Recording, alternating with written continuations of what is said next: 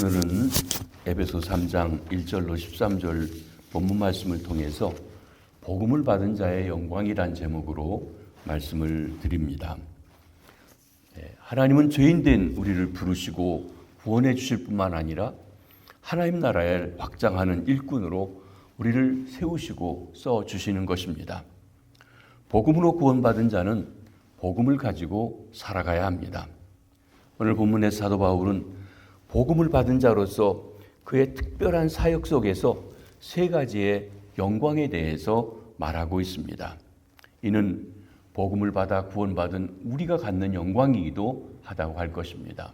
그 세 가지 영광 무엇입니까? 첫째로는 복음의 비밀을 깨달은 영광입니다. 바울 사도는 그가 하나님의 계시로 깨달은 복음의 비밀을 몇 가지 용어로 오늘 본문에 사용하는데 2절에서는 하나님의 은혜의 경륜이라고 했고 3절에는 비밀이라고 했고 4절과 5절에는 그리스도의 비밀이라고 하고 6절에서는 복음이라고 말씀하고 있습니다. 이 네 가지가 다 같은 말씀의 다른 표현이라고 할 것입니다. 먼저 하나님의 은혜의 경륜이다 그랬습니다. 2절에 너희를 위하여 내게 주신 하나님의 그 은혜의 경륜을 너희가 들었으니, 우리 경륜이라고 하는 말, 오이코노미아라고 하는 말은 플랜, 계획이다, 직무다 하는 뜻인데 오늘 본문에서는 사도 바울에게 주어진 관련되어 있는 것이기 때문에 직무, 사명이라고 보는 것이 더 좋을 것입니다. 하나님께서 사도 바울에게 준 은혜의 직무란 이방인들에게 그리스도의 비밀, 복음을 전하는 직무, 사도의 직무를 말씀하고 있습니다. 일반적으로 은혜라고 하는 말이 받을 자격이 없는 자에게 베푸신 하나님의 사랑, 호의라고 한다고 하면 여기 은혜라고 하는 말이 직분을 가리켜 말씀할 때가 있습니다. 사도직을 가리켜 말씀하기도 합니다. 사명과 관계되어 사용하기도 합니다. 사도 바울은 사도의 직분을 받을 자격이 전혀 없는 사람이었습니다. 그런데 하나님께서 그런 사람을 충성되게 여겨 그에게 사도의 직분을 주셨습니다. 하나님께서 아무 자격도 없는 바울에게 은혜로 주신 것이므로 사도의 직무는 그야말로 은혜의 직무, 하나님의 은혜의 경륜이라고 말할 수 있는 것입니다. 복음의 비밀을 선포함으로 이방인에게 하나님의 은혜를 전달한다는 점에서 사도 바울의 직무는 말 그대로 은혜의 직무가 되는 것입니다. 두 번째로는 비밀이라고 했습니다. 3절에 곧 계시로 내게 비밀을 알게 하신 것은 내가 먼저 간단히 기록한 것과 같으니라. 비밀, 미스테리. 영어로 비밀이라고 하는 말은 잘 모르는 것, 어둡고 모호하고 은밀하고 설명할 수 없고 심지어는 파악하기 어려운 것을 비밀이라고 이야기합니다. 그런데 지난번에도 말씀드렸지만 이 에베소서나 바울 서신에서 비밀이라고 하는 것은 당시 묵시문학의 배경을 가진 말로서 인간의 지식으로나 이해력으로는 결코 깨달아 알 수 없지만 하나님께서 미리 하늘의 어전회의를 통해 다 결정하신 것으로 알려주는, 계시해준, 보여주는 사람들에게는 이미 알려진 진리를 말씀하고 있습니다. 사도 바울은 바리새인이었습니다. 당대 최고의 율법 선생이라고 한 가말리엘에게 배웠습니다. 그런데 이 진리를, 이 비밀을 깨닫지 못했어요. 그래서 비밀이었습니다. 그런데 그 비밀을 믿는 자들을 오히려 박해하기 위해서 잘못된 사람들이라고, 미친 사람들이라고, 이런 사람은 죽는 게 마땅하다고, 그게 하나님께 대한 바른 충성이라고 생각하고 다메섹까지 그들을 잡으러 가던 중에 해보다 더 밝은 빛으로 찾아오신 부활하신 주님을 통해서, 하나님의 계시를 통해서 그는 예수가 그리스도고 그리고 구원자라는 사실을 깨닫게 되었습니다. 예수를 통해서, 십자가를 통해서 하나님께서 인류를 구원하신다는 그 비밀을 깨달아 알게 된 것입니다. 이렇게 계시를 통해 예수 그리스도 구세주인 것을 알게 된 것입니다. 그런데 개서가 없이는, 성령의 역사하심이 없이는 이 진리를 아무리 설명해 주어도 알지 못합니다. 우리가 주일마다 목사님을 통해서 사도행전 말씀을 보는데 똑같이 복음을 전해도 여러분 찬반이 늘 있어요. 받아들인 사람이 있고 안 받아들이는 사람이 있고, 받아들인 사람들은 성령의 역사 속에 마음을 열고 받아들이지만 아닌 사람들은 돌을 던져 죽이려고 하고 하는 그런 일들이 함께 일어나고 있는 것입니다. 그렇습니다. 이 진리를 아무리 설명해 주어도 깨닫지 못하기에 비밀로 남아 있어요.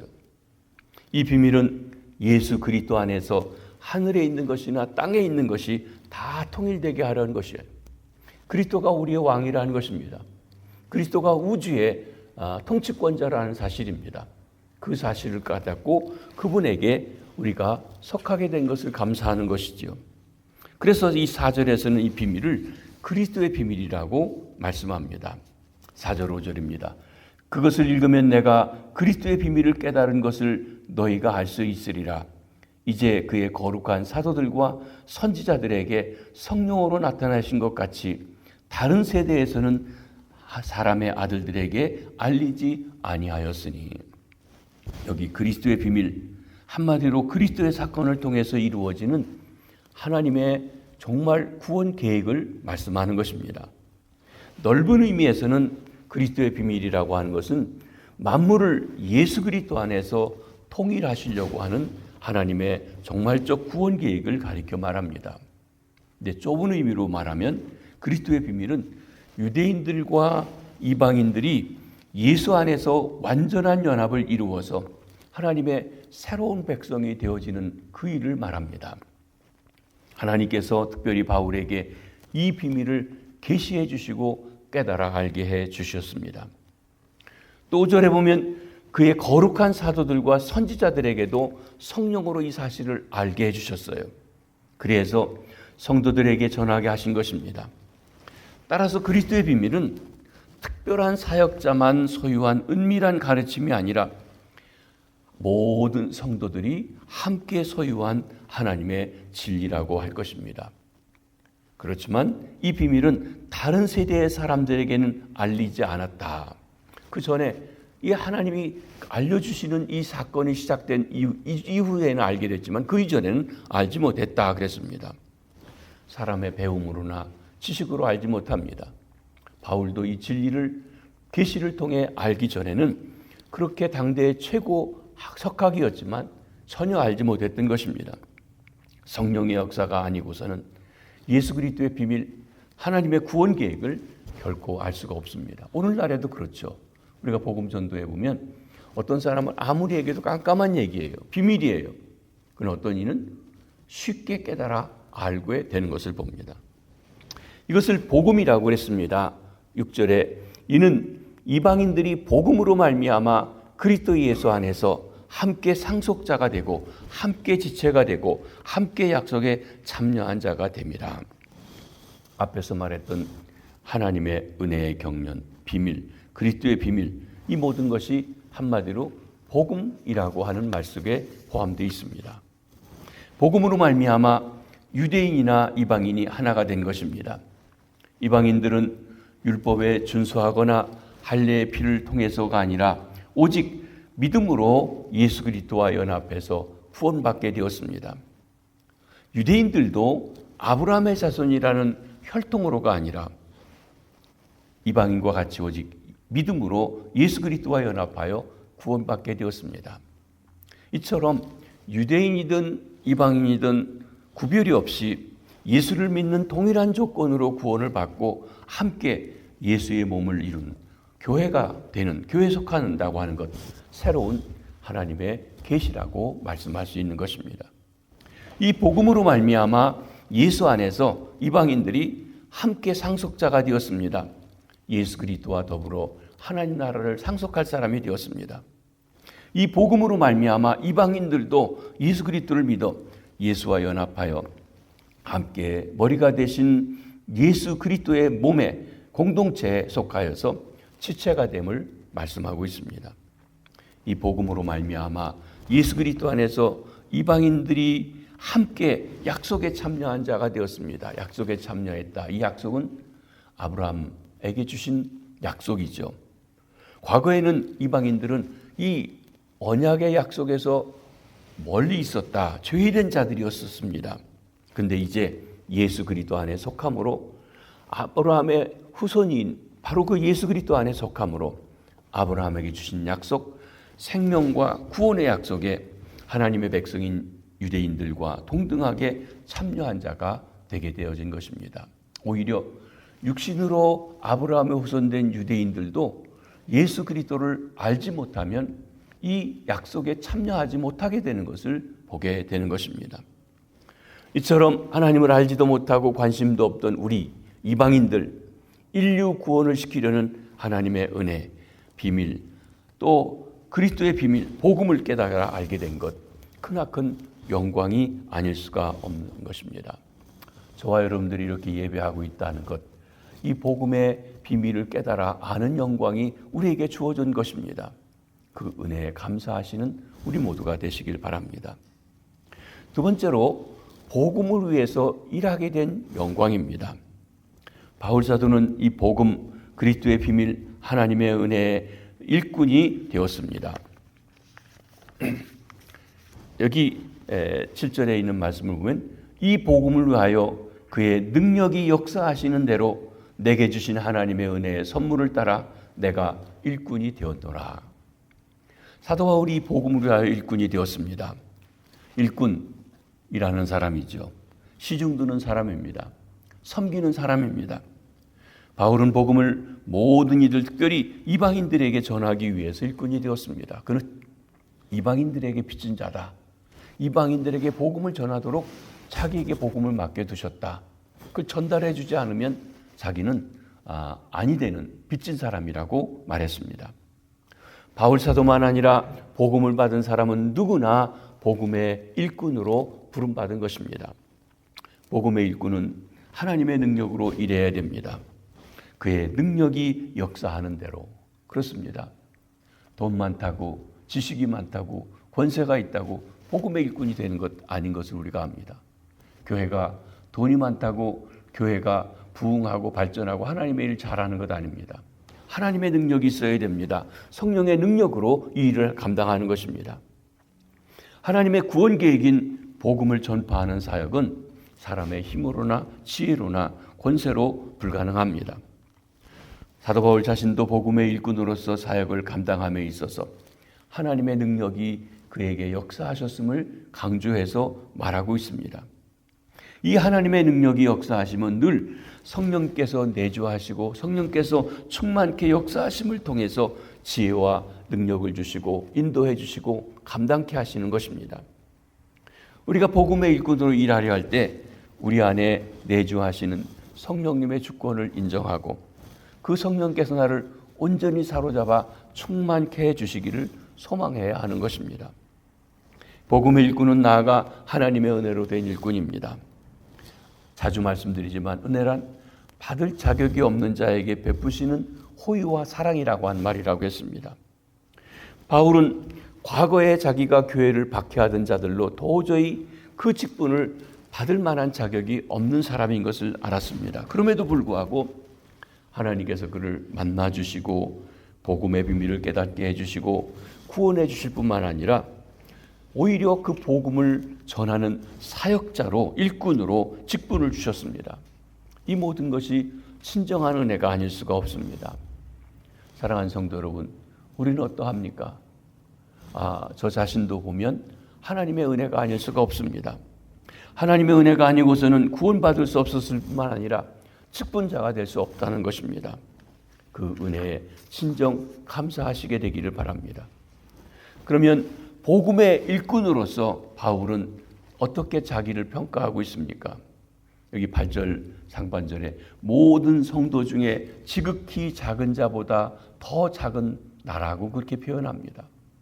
우리가 볼 때 사도 바울이 대단한 참 위대한 하나님의 사람이죠.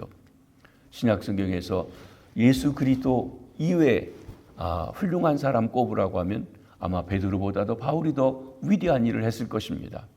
그런데 바울은 자기 자신의 모든 성도보다 더 작은 자다. 왜? 알지 못하고 교회를 박해했었던 자신의 모습을 얘기합니다. 이는 하나님의 크신 은혜에 비해서 과거의 교회를 박해했던 자신을 고백합니다.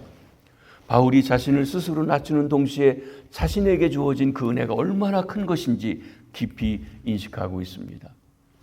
고린도전서 15장 9절에서는 나는 사도 중에 지극히 작은 자라고 했고, 또 디모데전서 1장 15절에서는 죄인 중에 내가 괴순이라 라고 고백하고 있습니다. 그렇습니다. 하나님의 은혜가 아니고서는 결코 우리가 설 수 없는 자입니다. 하나님의 크신 은혜를 우리가 찬양하지 않을 수가 없습니다. 그러면 복음의 일꾼으로서 하는 일이 무엇입니까? 먼저 측량할 수 없는 그리스도의 풍성함을 이방인에게 전하는 것입니다. 8절 하반절입니다. 이 은혜를 주신 것은 측량할 수 없는 그리스도의 풍성함을 이방인에게 전하는 것이라. 바울은 자신의 부족함, 그리스도의 풍성함을 대조시켰습니다. 바울은 자기의 의를 내세우며 교회를 핍박하던 과거의 잘못을 상기하고 있습니다. 하나님께서는 그런 바울에게 그리스도의 크고 넓으신 풍성하신 은혜와 사랑을 이방인들에게, 하나님을 알지 못하는 사람들에게 전해주게 하기 위해서 복음을 먼저 받게 하시고 복음 사역자로 쓰임받게 해주셨습니다. 그렇습니다. 하나님의 선물을 내게 가득 주셨습니다. 너 그거 받고 누리고 잘 살아라가 아니라 이것을 전달해 주라고 한 것입니다. 마치 우리가 누구에게 전달해 주라고 돈을 받아 가지고 갔을 때 많은 돈을 가지고 있는데 내게 아니죠. 나도 누릴 수 있겠지만 그러면서 전달해 주는 사명, 빚진 자라고 하는 것입니다. 또 바울은 속에 감추어 있던 비밀의 경륜을 알게 해주셨습니다. 9절에 영원부터 만물을 창조하신 하나님 속에 감추어졌던 비밀의 경륜이 어떠한 것을 드러내게 하려 하십니다. 무슨 말입니까?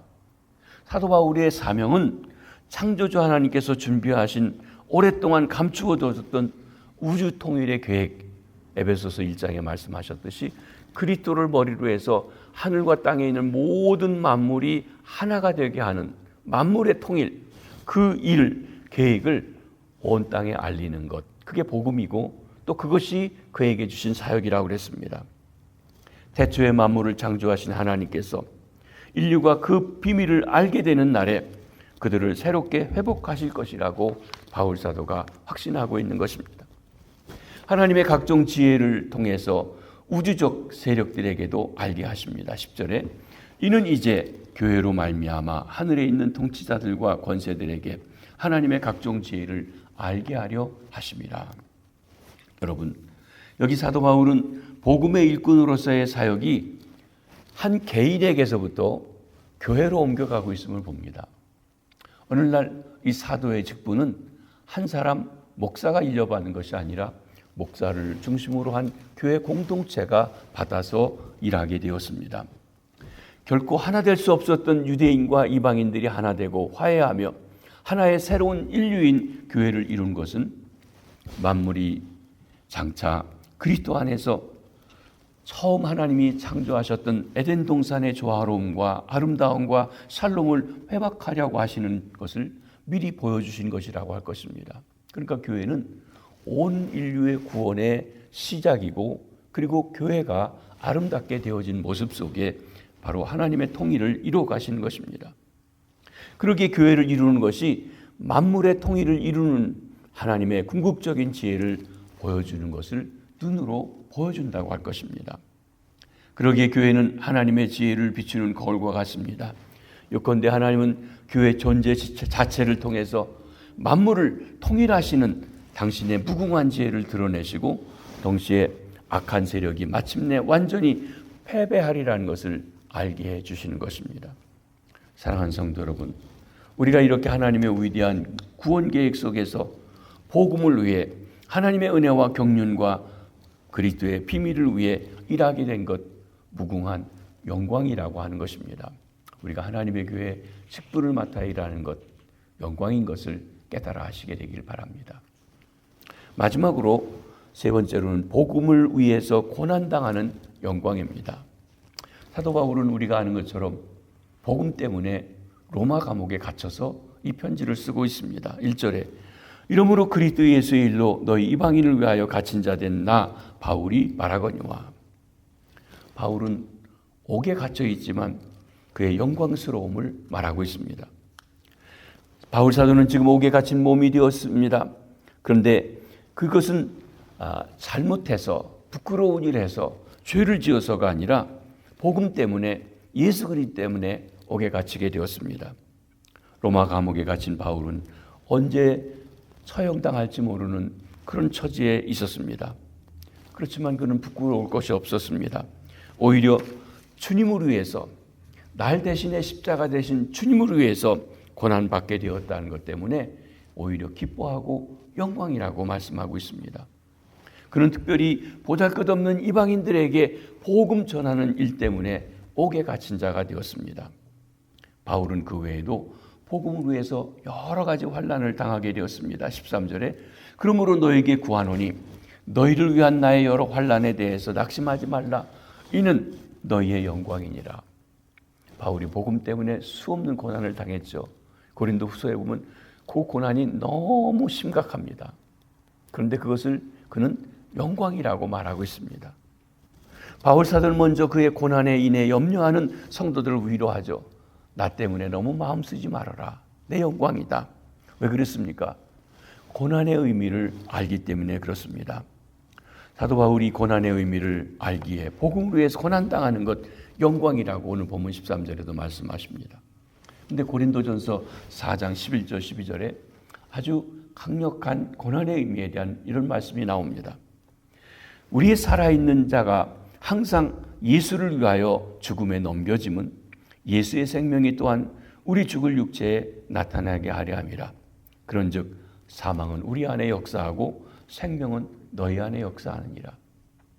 복음 전도자가, 사역자가 주님 때문에 고난을 당하고 복음 때문에 고난을 당하고 죽음에 이르게 되었는데 그것 때문에 생명이 상대방에게 나타난다고 말씀하십니다.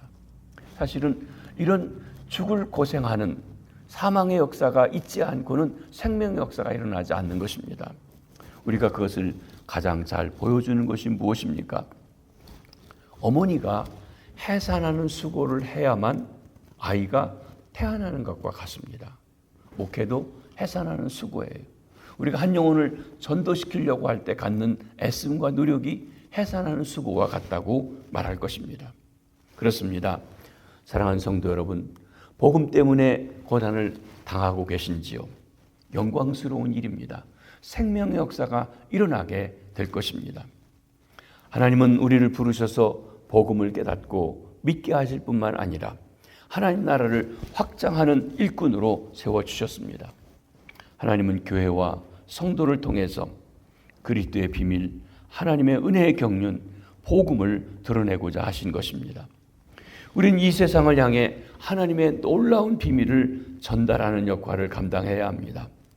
우리는 우리 자신이 얼마나 영광스러운 사명을 받았는지 깨닫고 어떤 고난과 환난 속에서도 담대하게 복음을 드러내는 주님의 교회가 되고 일꾼들이 되시기를 바랍니다.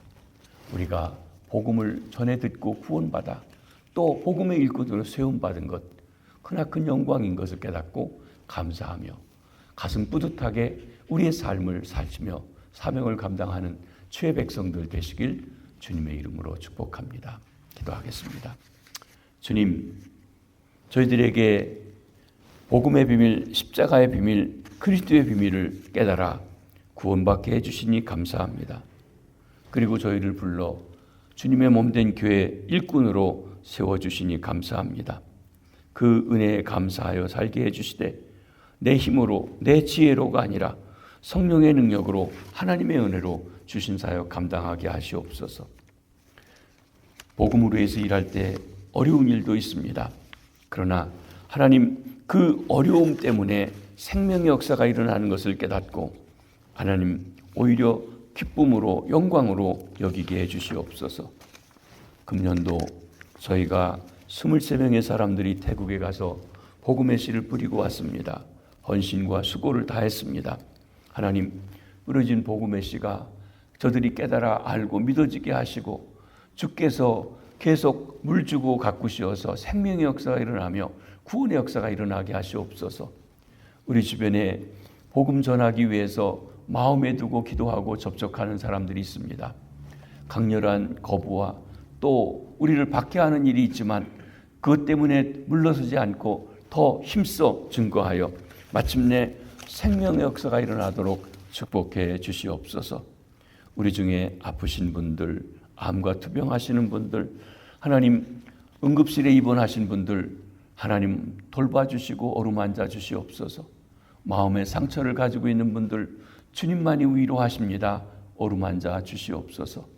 신분 문제로, 자녀들의 신분 문제로 기도하는 분들 하나님께서 하나하나 아름답게 해결해 주시고 그 길을 인도해 주시옵소서. 오늘도 일터로 나가는 성도들의 사업장에 주님 복의 복을 주시고 지경을 넓혀주시고 환난 근심 없도록 역사하시옵소서. 새학기를 맞이하여 학교에 가서 공부하는 우리 자녀들 위에도 축복하셔서 지혜롭게 배우게 하시고 좋은 선생님의 좋은 학생이 되게 하시고 친구들의 좋은 친구가 되어주는 귀한 주의 백성들로 자라가게 해주시옵소서. 이 하루도 주 앞에 온전히 맡겨오고 감사합니다. 축복합니다. 예수님의 이름으로 기도하옵나이다. 아멘. 자유로